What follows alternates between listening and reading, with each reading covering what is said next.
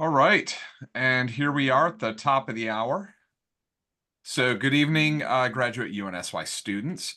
First, just for everybody's awareness, we are recording this session. Copy is going to be made available for those who are unable to attend live, or for those of you that would like to come back in and review the material. Next, for the format of tonight's meeting, I'm going to start by introducing our guest, who will discuss his connection to uncrewed and autonomous systems in the aviation domain. After, I'm going to lead a series of introductory questions. Then we're going to open it up to a class-wide Q&A.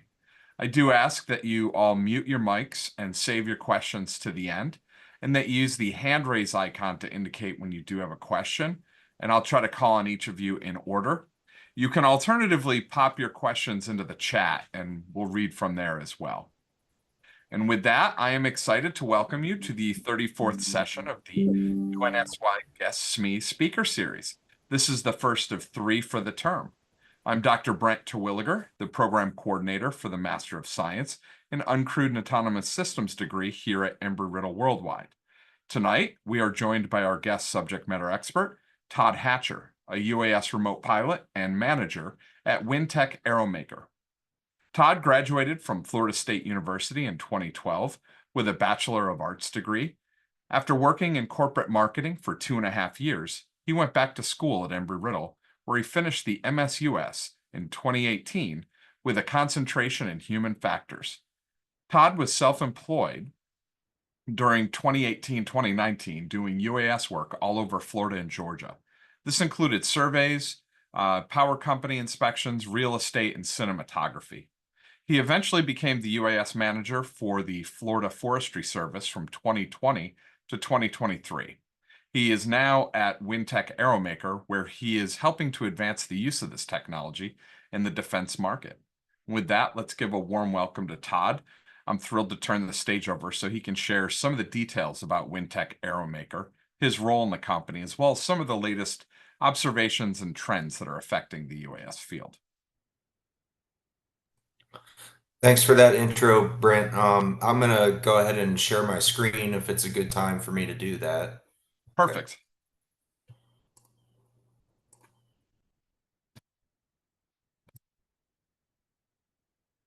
Is it coming through presentation form? Yep, absolutely. Okay. All right. Well, good evening, everyone. That was a pretty spot on introduction from Brent. I'm Todd Hatcher, work at Wind Tech Aero Maker as the UAS manager, and my job has been to get stronger legs under our program since it's become a huge portion of our company at this point. So I'm here to kind of talk about current issues in the unmanned systems industry as it applies to your class. So, Brent, if you want me to just kind of move through things and you can stop me, ask questions, or if there's another time for that. So just guide me through it however you want me to. Sure. Yeah, I'm happy to chime in. My intent was kind of let you talk for a little bit, and if you want to have more of a collaborative discussion, we can do that as well. Okay.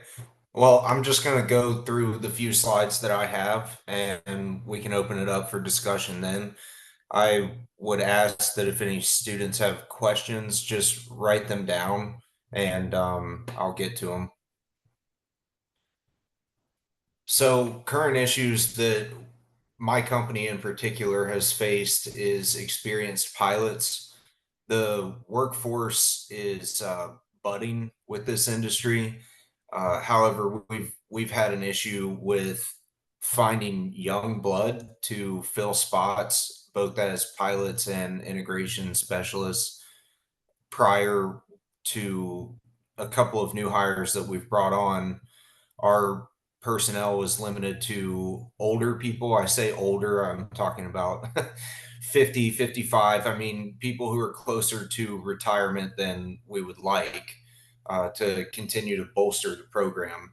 So recently we hired people around age 30, which is sort of exactly what we're looking for because they've been in the hobby world of RC aircraft for a long time, and they ended up being great candidates, but it's because they know how to do integration and build from the ground up, which are two aspects that we're looking for. But in addition to that, they're excellent pilots. So that kind of brings me into group three, UAS. So we've seen a massive uptick with our clients in requesting group threes and swarms. People are no longer really interested in flying a Mavic and seeing what that does and what its capabilities are and how counter UAS systems can work against Mavics. I mean, they're just not representative of the major threats that we get reports on that are major threats. So that's the ability to pilot a group three, both manually and through Pixhawk and swarms through proprietary software with Verge Aero is the company that we've primarily used for swarms. That experience helps a lot, a tremendous amount when it comes to things like the actual piloting, but also integrating things like Pixhawk and knowing how to use the programming and knowing how to set up our new pilot and mission planner for more specific flights. So counter UAS has been a large amount of our work in the last 2 years. And this started prior to me coming on at WinTech. WinTech has been in business for 30 years, but more recently, like I mentioned, the UAS department has really gotten some legs, and counter UAS has been a large amount of our contracts from federal government. I can't go into specifics about who, but Hey, that's Todd, primarily, yeah. on the can we talk a little bit about the piloting side of things? You mentioned Group 3, and some of our students may or may not be familiar, but essentially Group 3 are pretty large UAS. That would be like the Army's Shadow. Anything that's just about over, or yeah, it's over 55 pounds. It would be under 1,320. There's a Correct. there's a chart I can share with everybody later in the class if you want to see it that kind of explains the DoD grouping from 1 to 5. But at the small scale are your hand launch, your Pumas. On the large scale would be your MQ-9 Reapers, Global Hawks, things of that nature. You said you guys are kind of focused right now on the Group 3 size UAS, and you've got a need for experienced pilots. You're going to the hobby side. Is that because under remote pilot certification, the Part 107, those are smaller, 55 and under, whereas the recreational pilots, they could have pretty large scale experience. They could be coming into it operating very complex turbine generated aircraft, um, Correct. with a lot more capability and a lot more weight. Okay. Correct. So that's, and it comes down to, I mean, once you get Pixhawk involved, autopilot involved, that's one thing to execute flight paths accurately and all of that, but it's quite a different animal to land and take off large aircraft accurately and in a way that mitigates danger. So that's part of it. And also, as we all know, technology does fail. So it's absolutely essential to have somebody who can take over that aircraft manually and make sure it's not going to cause a dangerous situation.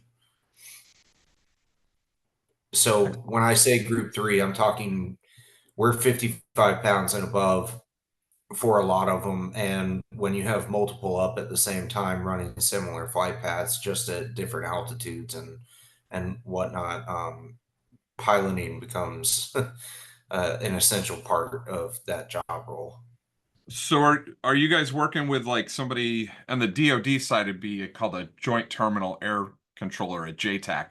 Those are Mhm. folks that know where assets in the air are, and they literally rack them and stack them. They're sitting there saying we have to coordinate with the unmanned assets or uncrewed assets. as well as the crewed or manned assets in the area, the conventional piloted aircraft. And that way they can maintain situational awareness. Is that part of what you guys are doing, or is that kind of outside of scope? No, it's an element of what we're doing. Okay. It's not outside the scope. Excellent. And we see that on the civil side, where that's a Mhm. little more common is kind of going back to your history with the Forest Service. We see it in the National Forest Service side of things, where they have folks that operate as that forward observer to help coordinate what's going on in the air and where they can put assets when they need them. So. Right. And it's also about discovering where the issues are with airspace mitigation. So, uh, just some background, when I was in grad school, Brent and I worked on the IPP, and that was the integration pilot program. Was that it, Brent? That's exactly it. Yep. Yeah. And so that was an effort back then to establish a national airspace system specific to UAS. And this is a further, more advanced effort to sort of execute what we started back in that had to be maybe 2017, I think. 18. Yeah. 18. Okay. Yeah, so that is a small element of what we're working on and why it's essential to have group threes and swarms be a part of all of this because, as I mentioned, aircraft like a single Mavic is not really the issue ultimately in airspace. It's going to be multiple aircraft, large aircraft, small aircraft, all in the air at the same time. Well, and I think where we see a lot of forward movement in this field is in those larger platforms. And just to share some background with everybody in the class, the approach that the FAA has taken with this technology has definitely been a purposeful crawl, walk, run strategy. And I would say we're still somewhat at the edge of the crawl phase leading into the walk. We now have certification. With beyond visual line of sight, when that becomes routine and common, I think that's going to be more of that walk phase of this. But we're at the moment, we're trying to get everything in place so that we can start to see more routine and useful operations that can occur. So, what I think we're talking about here is increasing the size of the platforms, eventually getting to perhaps type rating certifications that match the performance capabilities of the UAS. Um, we're seeing that happen, I think, a little quicker in the DoD side because, well, things have to move a little faster in that realm. And the risk tolerance is a lot higher in that side of things. And, if you look at the airspace, typically a lot of things can be done in restricted airspace, the airspace that immediately surrounds DoD environments. So there's a little more opportunity there to get some stuff done and see the results, see the observations that can then be shared out with the civil world, so that folks like the FAA, NASA can start to make updates to their ConOps for things like advanced air mobility. Ultimately, all of this stuff is interconnected. So, Right. sorry. And to that point, we get a lot of leeway as a DoD contractor based on being able to execute I guess I would say, for lack of a better word, more risky operations and more risky situations because, we're preparing for the bad guy and they don't have the same um, constraints on them that, the civilian world does. So exception to policy and all of that is pretty easy to obtain in the world of DoD. Todd, do you mind clarifying? And I believe I know the answer, but I'd rather turn it over to you. Chris has asked if the items that you've outlined on this slide as issues, are these specific to your organization, or are they field wide? These are field wide, and the ones that are specific to our organization, I can't really go into, but at least these four that I've put on here are issues that we've experienced and talked to and heard about and all of that with other companies that do similar things to what we do. And the Department of Defense at large has directives that are public knowledge, and they, these are along the lines of the directives that we get. Excellent.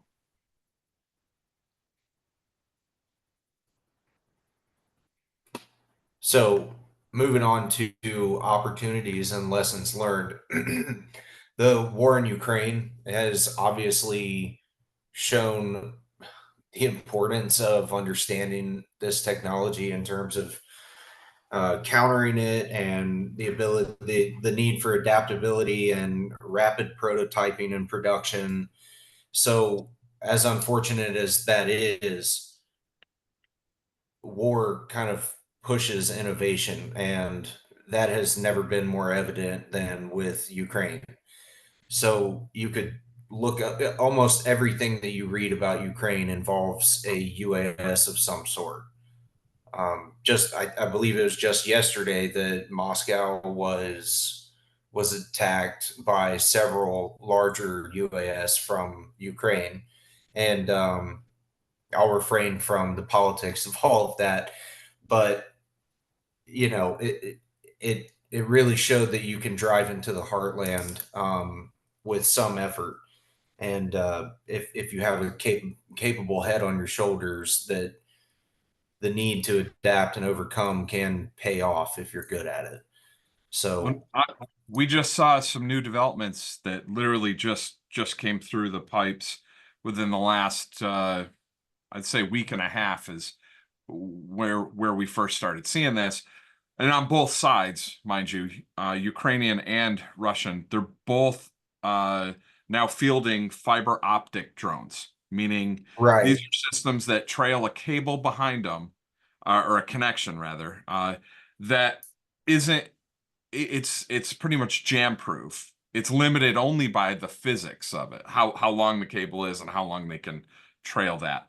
Um, Obviously not a perfect solution, but it's the next level of this to prevent last minute jamming or signal tracing even. So Right. I'm glad you mentioned that. I had it written down to bring up. That's just a very good example of adapting. And I read a couple of months ago that those cables were as long as 10 kilometers. And that's just the number that stuck in my head. I'm sure there are longer ones now at this point, but that's an effort to reduce jamming, like Brent mentioned, and RF frequencies and all of that. So another thing that we've seen from the agencies that we work with is drug trafficking issues. And usually you would think of drug trafficking in the United States, the media portrays it like it's all from the South, and that's not true. There's actually been a number of foreign drug rings broken up on the northern border with Canada. And what I was what came up in conversation that I had was that they're not just being used for dead drops, not dropping things into a prison yard and flying off, which is sort of how all of this started, but they're also being used for distractions and reconnaissance. So it's becoming a big issue. And that's another reason, again, to bring it back to counter UAS, that's just another drop in the bucket. And that's why DoD, one of the reasons that they've put such an emphasis on counter UAS. and by the way, not just DoD, DHS, Mhm. a lot of the various governmental agencies in the public space are also Right. investing in and supporting counter UAS technologies. Right, 100%. Border Patrol as well, obviously. But they've poured a large amount of resources and money into this effort. So, limitations with technology advancement. So it's not really a secret that it's expensive to manufacture here in the United States, and that's why a lot of things are outsourced. Um, Another reason is because the US government doesn't subsidize the unmanned systems industry on the scale that it should. They do in terms of things like I've mentioned for DHS figuring out counter UAS stuff, just as an example, but they don't subsidize companies who create this technology and do the research and development to help those bring those costs down to the consumer. And if you want to get, I won't get too down into the weeds on this, but that's also in part due to greed. But, you know, mostly I would say the US government subsidizing an industry like this is where the large amount of the fault falls. So are you Now, guys running into challenges or issues with things like the blue SUAS list? I um, know you said you're focused primarily on Group 3, but does any of that affect you or influence your uh, decision? other than what a lot of people who have worked with them already know, they're, I want to say most of them are hunks of junk. And that's why my company in particular gets ETPs or exceptions to policy for UAS that we can fly that are not on the blue list because they're cumbersome and they're expensive and they don't really do what we're being tasked with, like long distance and beyond line of sight. And I think a large part of that is mostly the expense, but second seat would be the capabilities of those systems in general. But yes, blue UAS has been a large thorn in our side, as it has with many other people.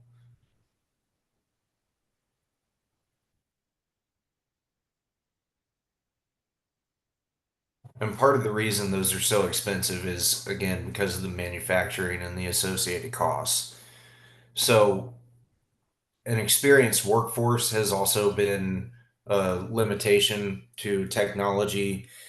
Um, it goes back to having younger guys in the workforce, younger girls in the workforce that have the hands-on experience that older people do who were previously in the hobbyist world and moved into integration and found a good job, in the defense industry doing what they love, but also trying to bring in their knowledge and experience of older times.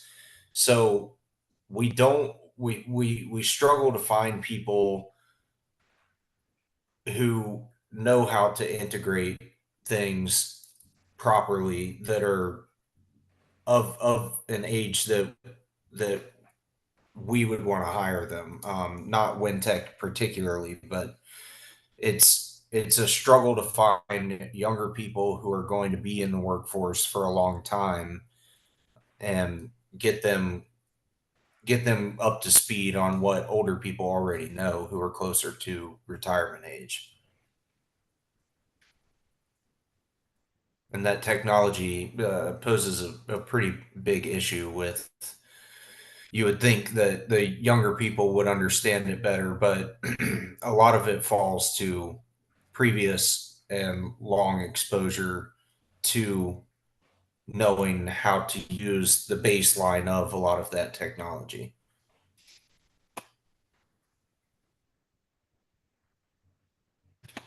So societal challenges, as most of you probably know, or all of you know, there's been an emerging movement to ban UAS that are of deemed that are from countries that are deemed concerning So that would include Russia, Iran, China. Of course, DJI has kind of been the face of this movement against it.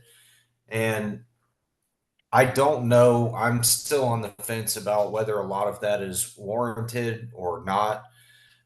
It was shot down in the Senate, the U.S. Senate about 3 weeks ago, a month ago, something like that. But I do think personally, just the way that I've seen trends go over the years, that there is a likelihood for something like that to pass. Now, enforcing that is a whole different animal. So it's just something to keep an eye on. I mean, there's been a lot of outrage about foreign technology, which is kind of funny to me that it's being limited to the scope of UAS, because you have people tweeting from their iPhone they that we should ban Chinese made drones, and it's just kind of an ironic situation. And that's where I come to say, I mean, if that's an argument you really want to make, then get rid of Lenovo laptops and iPhones and UAS that come from China. The list goes on and on. So unfortunately, UAS has drawn a lot of that ire from the public. And that's evident with stricter state laws as well, such as Florida Statute 934.50. I had a lot of exposure to this when I was working for Florida Forestry Service, and we had something like $300,000 or $400,000 invested in burning systems that we were using that only worked with DJI Matrice 600s. Was that the A, Dragon a, X?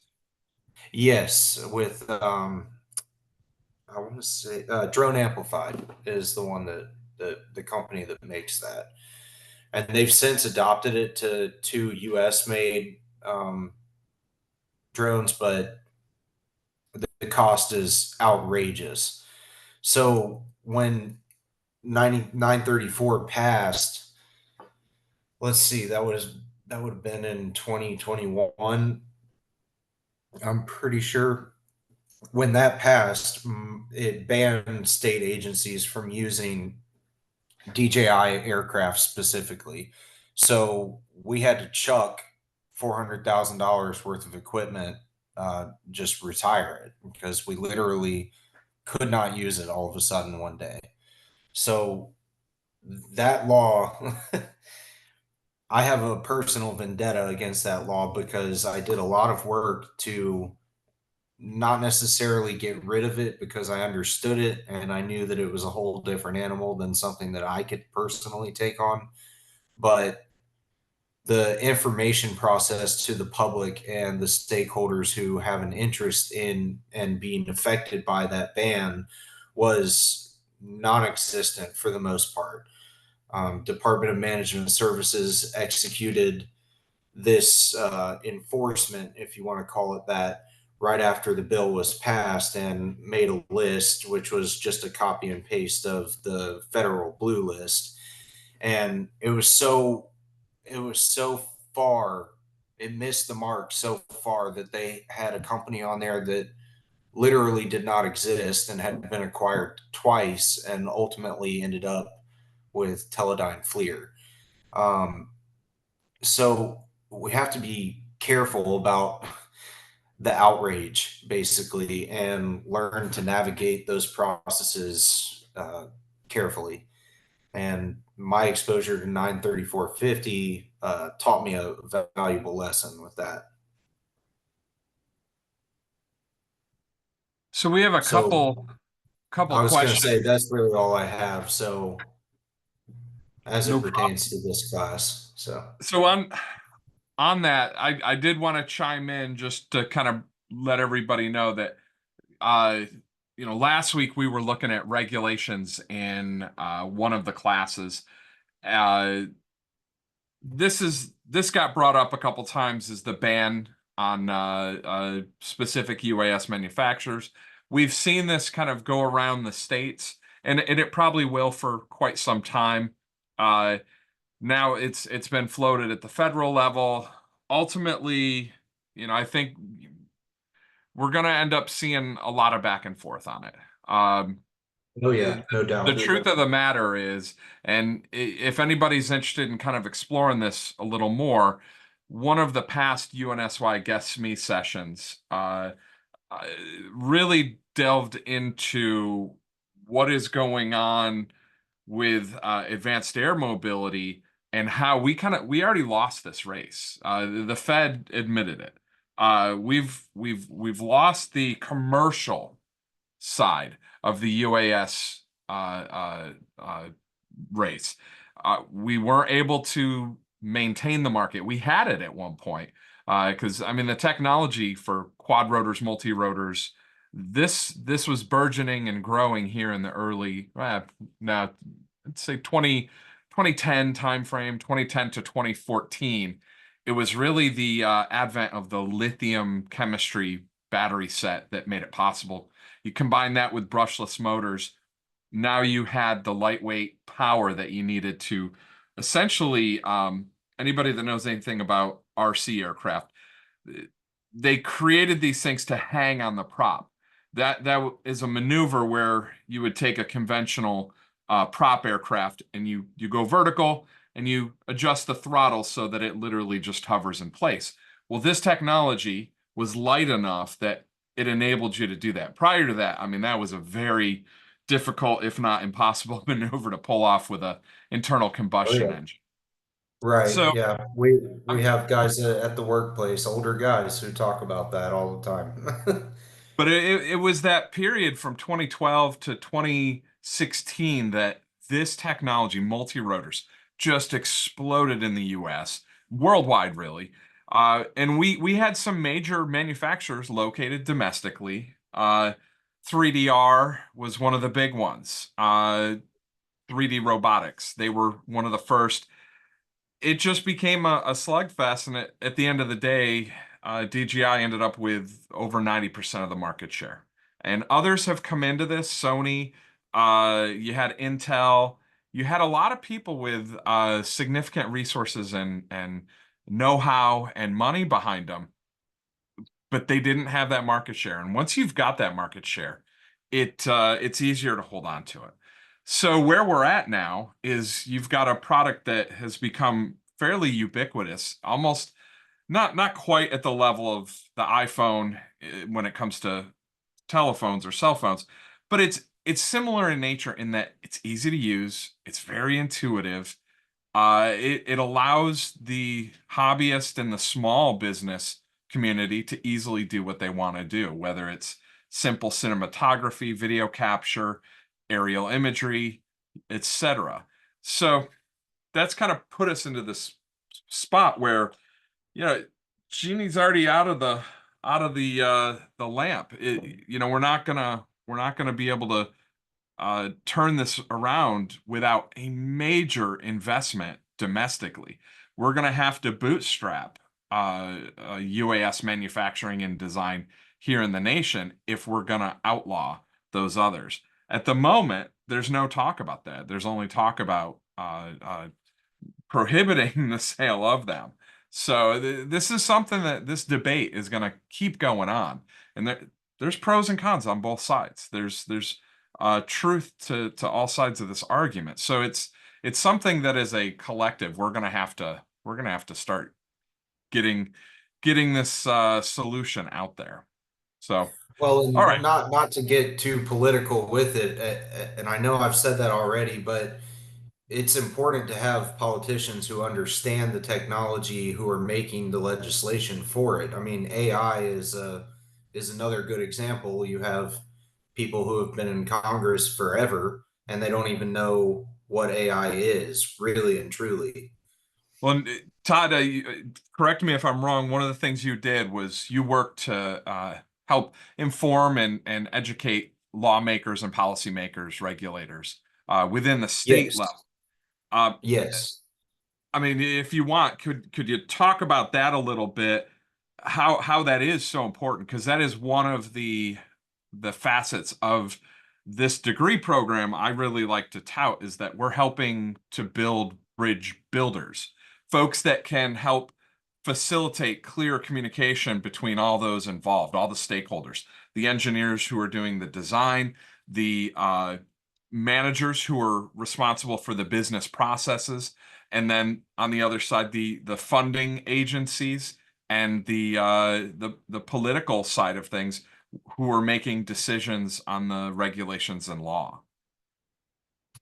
Yeah, so I think one time, a long time ago, you told me that we're supposed to be diplomats for the industry.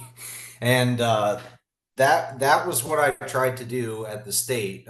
Eventually, it became too cumbersome, too tiring, because about one in every 10 lawmakers you approach would actually listen to you and take into account what you were trying to inform them of. Whether they could understand it all day, but whether they're able to actually enact it is something totally different, because this is, you need a lot of people on your side. That's just the way it goes.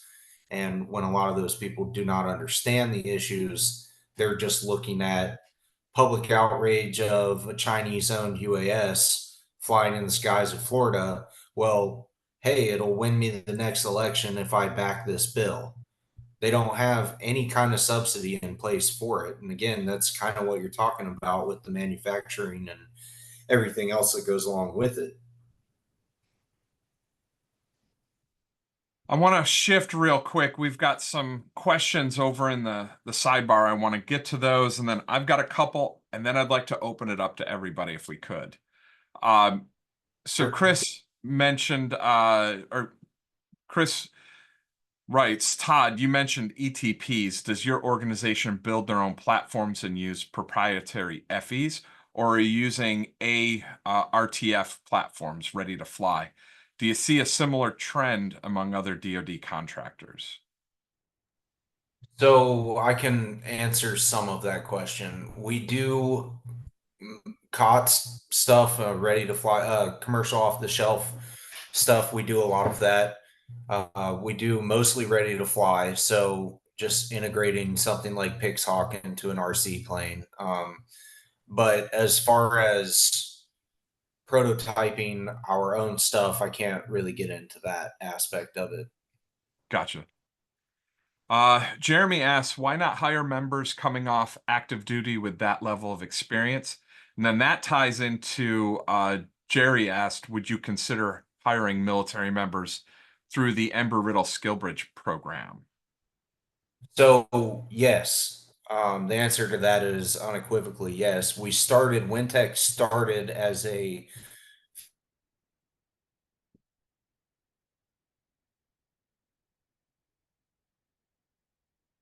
veteran operated company and 100% veterans on our workforce. What we found prior to me being there was that veterans are, a lot of them, I think, what my understanding is, what they found was they're very, very, very good at a few things, and struggle to open up and I'm not insulting veterans here at all by any means. What I'm saying is we just found that you could pull a lot of talent from people who are also not veterans, so we were kind of limiting ourselves as a company. And again, that's just what I've been told. But currently speaking, I would say probably 60% of our employees are veterans, both older guys and younger people. So it's a work bridge program, right? Is that what So it is? we have in place the Aviation Maintenance Technology Skill Bridge program. The The military has skill the bridge, Skill Bridge, but we at Embry-Riddle, our side of it right? is supporting aviation maintenance.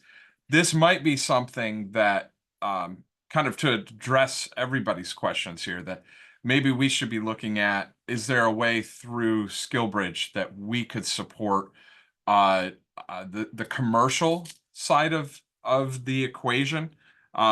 Taking the DoD skill set and the various training and courses and certifications you get associated with your MOS, seeing how that matches up against the needs of industry to serve as a way to help strengthen that.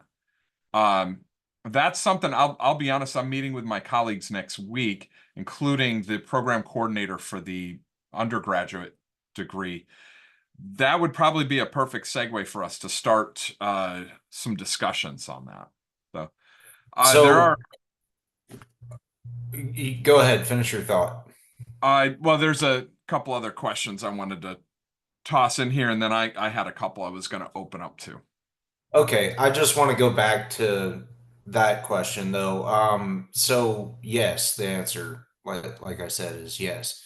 And we're in the Wind Tech itself is in the middle of growing pains right now, and in the sense that we rely on contracts just like every other DoD contractor, and that's what it's all about.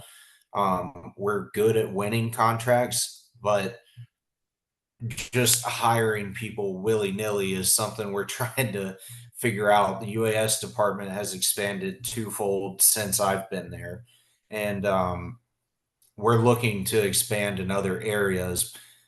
When that will happen is anybody's guess right now, but I'm open to talk to anyone. Excellent. Jim asks, without going into classified side, obviously, or proprietary details, when you support your customers, OCONUS, what mission sets are you performing, if you can talk about it? Are they tactical, intelligence, surveillance, reconnaissance, or working with special ops forces or other governmental agencies? So the only thing I can say about that is that we do a lot of OCONUS work, but I can't talk about any of the other stuff, unfortunately. Understood. And folks, I do encourage you. I included a link to Aeromaker's website. They do have some stuff on there about what they're doing and where they're doing it, and just some of the background of the organization and the founders. So if you look through that, you will see their leadership is very, very, very, very connected through the military community. That's true. And our website is we've got our in-house programmers are designing a new website because ours is sort of antiquated in the opinion of everybody at the company, but it does give you an overview of what we do, but we've stepped into a lot of areas that have not been put on the website. So with regards to COTS equipment, are you running into problems? Oh, this is very, very low level, very, very weeds. I don't think Todd's going to be able to answer this one. Um, Um, you can read it off. I'll see. all right. Are you running into problems with Beheli 32 firmware not being able to update any of the electronic speed control software? Or are you using different ESCs that do not use that firmware? It's my understanding that developers of that software have decided to remove the ability to update firmware on the ESCs because of the war in Ukraine. So yeah, It's a you're very you're right. relevant question, It but is. It it's is. it's tied to, yeah, either proprietary or things that as an organization I can And we're understand. instructed, by well, our own company policy, but also Department of Defense doesn't allow discussion of certain things that we do for them. And so, folks, this brings me to a great learning point of things that I like to share in the classroom. So, a lot of you either work in industry and have access to proprietary info, or you work in DoD environments with access to things that are very sensitive in nature. You inherently bring that to everything you do, and there's very little you can control about that influencing your decisions. But the one thing you can do is anytime you say anything, anytime you put something down in print, anytime you're writing about something, choosing a topic, you have public sources that corroborate and confirm everything and anything you say. So when you see my feedback ever questioning you, saying, where's your source? Where is this information corroborated? How do I know this isn't just you saying this? It's not me trying to be a jerk and questioning your integrity. It's me trying to help you preserve the information that you may have, that you may have access to inadvertently. It's just the safest way to go about it is if you're going to put something down in a deliverable for the class, make sure you got a source. In our discussions, I told you you don't need to drop in references, APA citations, any of that. But that's a great place to put a link to material that's corroborating what you say. So just keep that in mind. Everything here is to help you build a better product and a better set of deliverables that exhibit your mastery of this information. So And to that point, there, I completely agree with you. And oftentimes in this industry, if somebody, a client, whatever, government agency, if they're asking you a question, sometimes they already know the answer. They're just scaling you up. They want to know what kind of person you are. So keep that in mind too. So Heidi asks, understanding the issues that you've presented that are somewhat affecting the operational development of not only WinTE, but affecting other companies as well. What are you able to discuss? What strategy is the company using to stay competitive on top of the rapidly evolving UAS market? So the most I can say about that is that we've moved into swarms and group threes. That's really, without getting too down into the weeds about it, what we do is we try to predict trends and have a solution already ready when that is when a client comes to us and says, hey, can you do this? Well, yes, we can, because to each other, yes, we can, because we've already been looking at that and preparing for it for a year, 6 months, whatever. Chris asks, as we know, the US legislators seem to believe in knee-jerk reactions across the board, regardless of what level they're at. Based on both of your experiences with the Integration Pilot Program, the IPP, as both student and individuals with minimal actual potential for impact in the industry, what are some ways that I can actually make a difference in possibly helping to shape what that reaction looks like? For instance, in reviewing the follow-on program to IPP Beyond, there are only a select number of entities who may or may not actually be contributing anything valid, whose perspective and experience seems to be acknowledged towards these studies. Does Embry-Riddle have any pipelines to possibly assist students in pushing research forward? So I'm going to tackle this. There's a lot of good stuff that came out of IPP. There's a few missteps that may have happened, and as a group, I like to think that the industry moved forward more or less, learning more.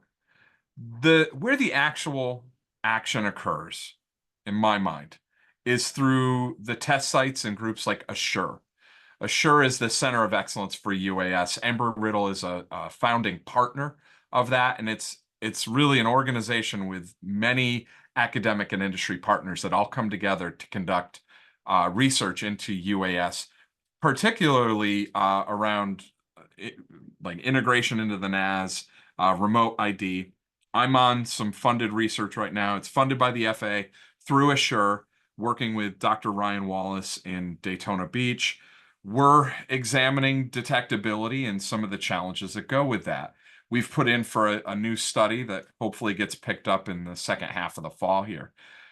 That's a great way to get involved, is reach out, talk to your faculty to find out, are there any projects that I could support? Most of them aren't going to be paid, but sometimes there's an opportunity for some kind of level of compensation. The other big thing, I want to push all of you, if you are not a part of this, we need to get you in there. We have the Embry-Riddle Research Scholars Program. You come into that, you work, even as a grad student, by the way, you work with a mentor you start to develop your plan and your path. You'll eventually propose a research project. You'll work with a research supervisor, and they will help you to develop and refine and disseminate your research. So, and this is all outside of the classroom environment. This is just additional to help you develop experience and build out your personal portfolio and resume. Um, that is something that I'm more than happy to share with everybody. I'll try to tomorrow put a link into our Canvas page for that so that any of you that want to learn more about it, you can see it. We just held a webinar last week. I'll also share the video for that because that is a great way to refine your research skills, to work with a mentor, to start to see how do I apply what I'm doing in the classroom externally. So Robert asks, having hundreds of hours flying in an expeditionary Group 3 UAS, I can see the want to have these platforms due to their multi INT and payload capability. However, one problem that you didn't mention is how difficult they can be logistically. My main question is, what kind of challenges have been discovered when trying to conduct operations? Can you talk about that at all, Todd? A little bit. So, in terms of logistics of getting them places, that has been incredibly problematic. When you're trying to put 50 Group 3 aircraft in a Connex or two Connexes, that's been an incredibly difficult challenge in the past for us. But you have issues such as one of the reasons when we do events that we go on site surveys is prior. I mean, we usually go several months ahead of time. One of the reasons we do that is to look for places like runways and places for emergency landings, etc., where pilots will be stationed, that kind of thing. So that's really all I know to answer about that question. Fair enough. Um, Carlos asks, what does WinTech solely focus, or does WinTech solely focus on UAS technologies, or are there efforts with other systems like maritime uncrewed vessels? And I'll, So I'll, I'm going to jump in there real quick. yeah. They're not in the maritime field, and my kind of intro that I posted earlier in the instructor corner address that Todd was joining us to represent an organization from the aviation side of things. However, there are possibilities to connect what's being discussed here with some of the challenges that also occur over in that field. And that's kind of what I'm looking at for you guys to suss out is uh, what are some potential commonalities? And I wish we were in maritime, but maybe in a few years. I'll be honest, that is one of the most challenging. I had in the past I've had some folks from Maritime come in. They're fast moving, but they're usually small. So Yeah, it's there's nowhere near as many in that sector as there are in aviation or even in the ground in the autonomy side of things. So right. it presents a challenge. Yeah, big time. C-UAS was on the slide, but not really covered. How is C-UAS a shortfall in the industry? Is it thought about as new systems are being developed? And I'm going to jump in for a couple thoughts on that. C-UAS is definitely a majorly growing focus area, discipline topic. We see the potential for misuse of this technology as being extraordinarily great. It's not just things like aerial IEDs, which, to many, that's like nightmare fuel. It's also the possibility of using it for things like corporate espionage. And that happens a lot. Organizations would like to be able to engage with this technology in a legal manner. At the moment, active systems to counteract, they're it's not legal for just anyone and everyone to have that. It's the same thing as really engaging with any aircraft in the sky. If you used an active system against it, um, that's engagement. So it presents a lot of legal challenges and issues. However, the passive side, that's where remote ID and identification is, in theory, supposed to come in, where you could have C-UAS technologies to create an even finer net behind it to ensure that you do capture a majority of what might be in an area. Um, Somebody in class had mentioned DJI and their oh, what is it called? The scope. We have one at Embry-Riddle. We have like 16 of them as part of our research, but we're no longer using it because it does run into some privacy issues. But that's the type of technology that's out there to be able to catch, you know, what operational systems are coming into an area. One of the early research projects that Dr. Wallace had run was looking at operations and flights in the port of Miami, and he blew the socks off everybody involved down there when he brought up all the flight tracks that they had no idea were going on. There's a lot of stuff going around docks and boats that was pretty clear that it was a mix of just overzealous tourists, and then some operations that were quite questionable in nature. So, Todd, did you want to talk any more about C-UAS? Kind of what you guys, how you fit into that? So just quickly, so one of the things is CUAS is in its infancy. Um, so that's kind of why I don't have a lot to expand on for that. And also we have several active contracts that I can't talk about that deal with CUAS. So I would love to talk about that a lot actually, but I just can't right now.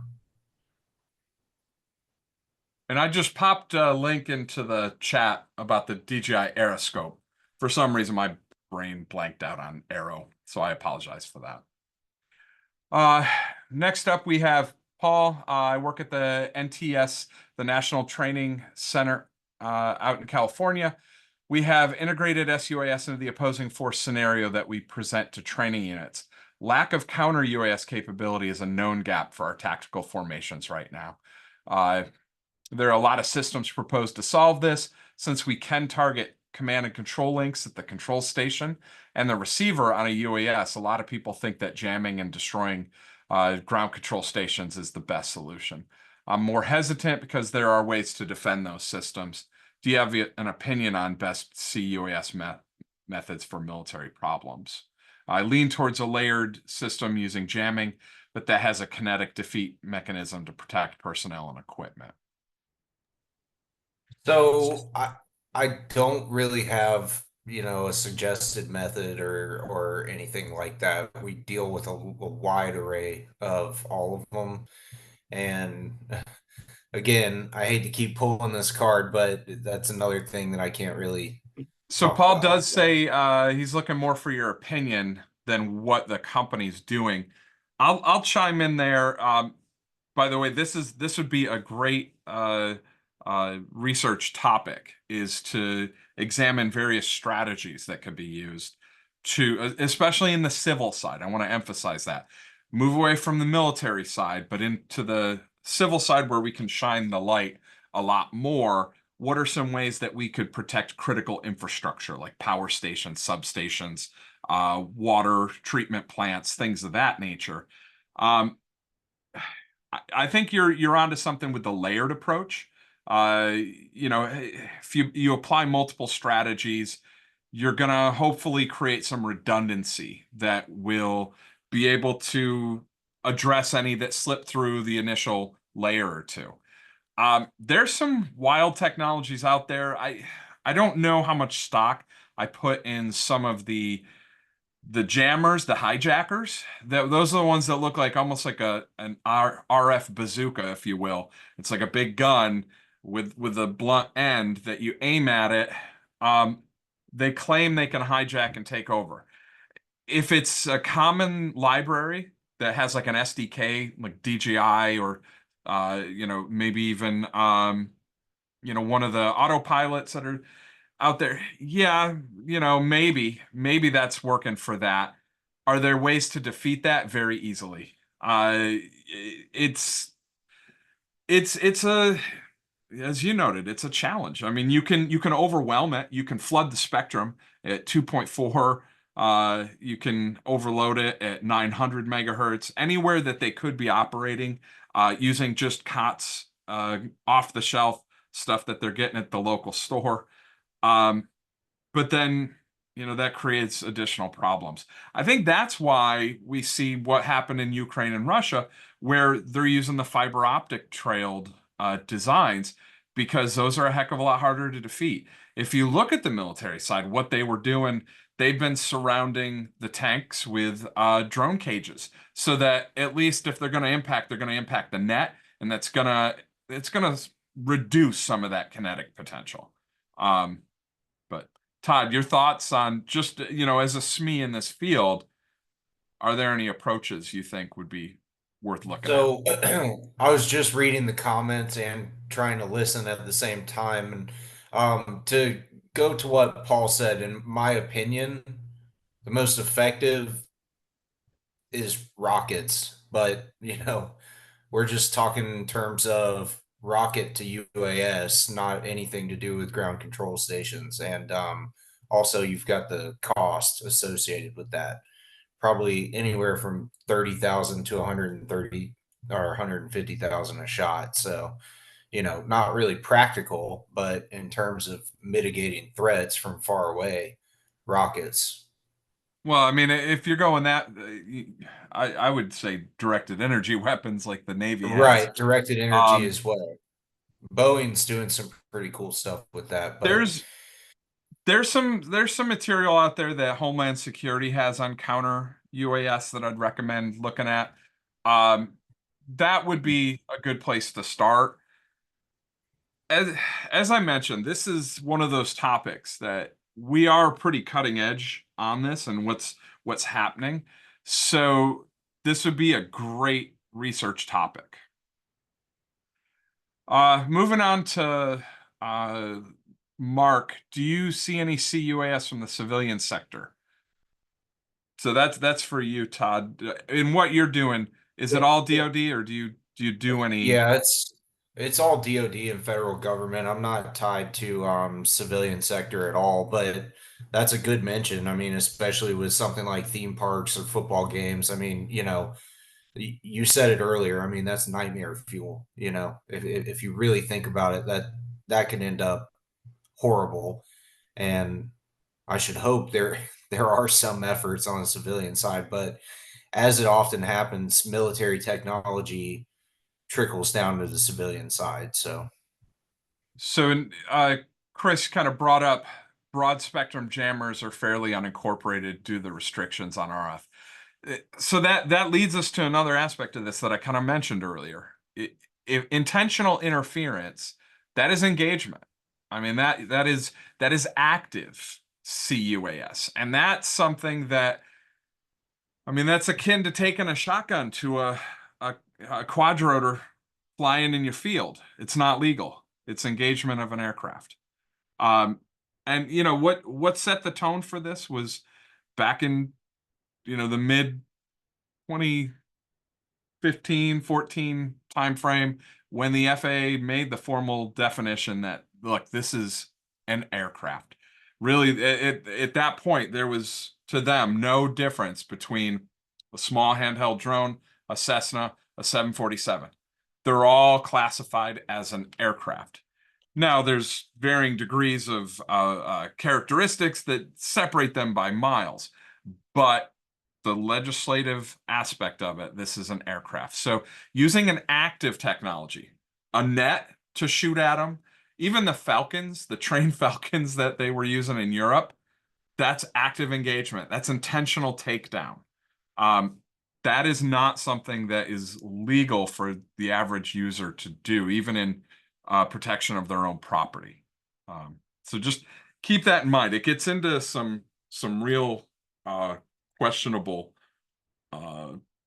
ethics, morals, and regulations that a lot of that's probably going to be decided and debated as we continue down this. So, all right. Does anybody want to jump on with any questions? I mean, we can go Mike's hot at this point.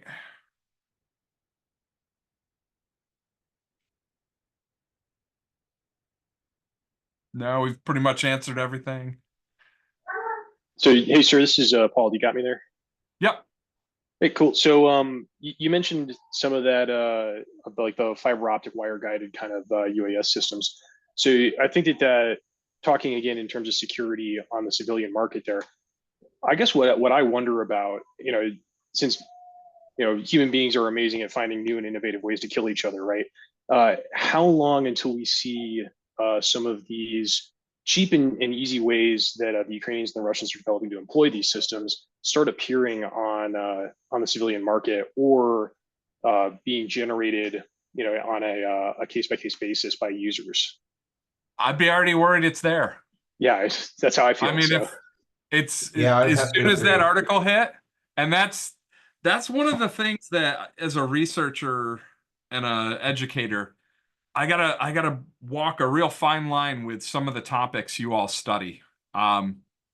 Because we don't want to put something in there or out there and disseminate something that can help, inadvertently help the bad guys accomplish their mission. Um, and this is one of those things where the news is they're trying to make people aware of a new threat.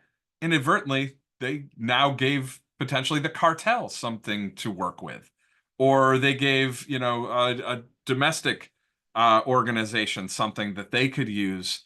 They've inspired them to now check this technology or a similar idea out. So it's always a fine line you have to walk when you're looking at that stuff. But if you've seen it, it's already out there. And the other thing, this took me a long time to kind of get over this. If you've thought of it, chances are so have five other people. We love to think we're super creative, and we are as a species. We're very creative, but as individuals, a lot of what we think might be novel or unique in our own minds, somebody else has also thought of it. What's different is, do they have the will to create, or do they have the experience to build upon, or the knowledge of other component areas to bring it together and integrate it into a usable solution. So that's the part where hopefully the skills you're developing will let you do that. But Use them for good. yeah. Yeah. Anybody else got any questions or just want to chime in on the discussion before we wrap up? Yeah, this is Monty. I just wanted to reiterate what I typed on there. It seems the emerging thing is group threes and swarms. And my question is, what's the best route, or what do you think the best road of getting into piloting those type of systems are? Getting So I was just going to say, I mean, most of that stuff is operated on software, and swarms especially. So getting used to programs like Mission Planner, which is an open source piloting software, and Ardu Pilot, which is I don't think Ardu Pilot is open source, but it's very similar to Mission Planner. I think Ardu Pilot is open source. Yeah, it might be. I'm just not. I don't want to say it is for sure because I don't know. Yeah, it is. It started. Yeah, it's an open source option. Piccolo Yeah, is the one that is not. right. And And I'm going to drop in here a link to that DHS resource that I was talking about for counter. They just put out kind of an overview because they're trying to grow just some awareness. It's pretty central to their mission.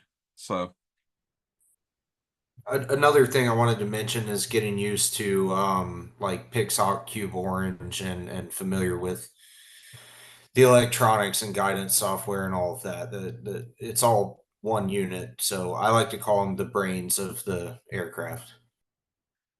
So I'm going to ask one last question because this is something that in our discussions with industry typically comes up. Where are you guys standing with AI? Are you using it? Are you looking at it? Uh, where where does that fold into anything you can talk about?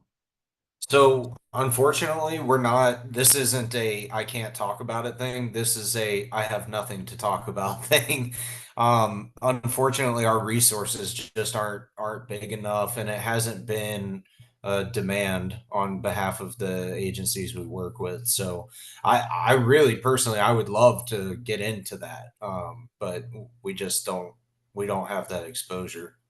We're seeing it build tremendously in terms Right. of the creative content, but more importantly, it's coming in to fulfill the dull, dirty, dangerous aspect within uncrewed and robotic technologies. Uh, there's a lot of potential because it can do a quick turnaround on data analysis. So you can have near real-time detailed analysis on sensors or sensor fusion output from platforms in a way that prior to this was just not even something we could envision. So now we have the ability to go through, sort, distill, and pipe out things that are absolutely critical in just such a quick amount of time. I think the biggest challenge with it is the pipeline. These technologies, they're very proprietary. You got to get the info to and from the stack as it is, and you've got to host that somewhere. So that's kind of we're on the edge of incorporating a lot more of it. We have some resources in our Daytona campus.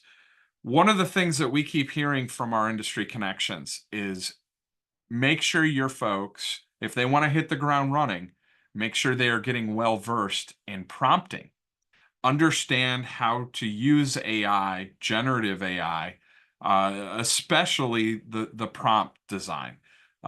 In fact, they're one of our guests from NASA termed a new career field is AI design prompt engineer.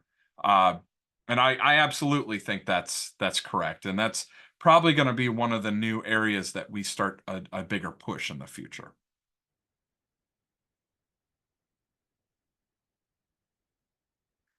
All right, folks. Well, with Yeah. that, oh, I was just gonna say that's one of those things that, we try to anticipate the needs, but AI is unfortunately we just don't have monetary resources to pursue that right now until it becomes an actual need.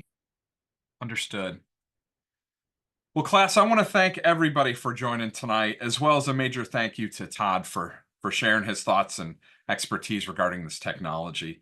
It's been a very informative session. It's been very valuable to me because this kind of breaks the mold a little bit. This was a lot more collaborative discussion than some of the guest SME sessions in the past, which have been very, very presentation focused. I hope to have a recording from this session uploaded to our discussion area as well as the instructor corner for your respective courses by tomorrow. So with that, I'm going to turn off the recording. I will stick around for a couple minutes